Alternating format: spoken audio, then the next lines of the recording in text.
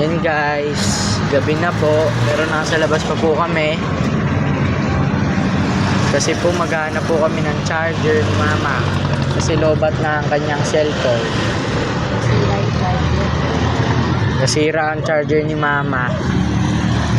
Yan, nandito po kami ngayon sa labas ng 7-Eleven.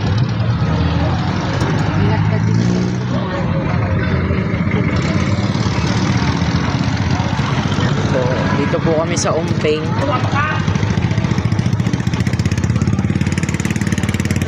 Update na lang po namin kayo mamaya pag may nahanap na po kaming charger kasi sarado po.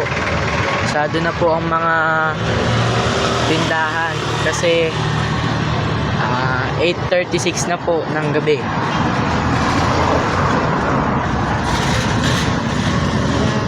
(8:36) na po ng gabi kaya sarado na po. Maghanap po kami ng charger.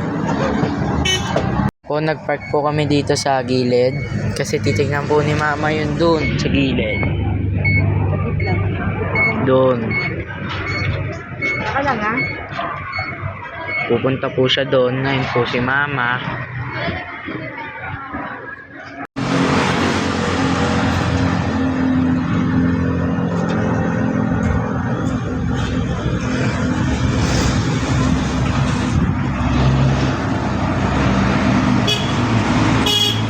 Mama, may nahanap ka?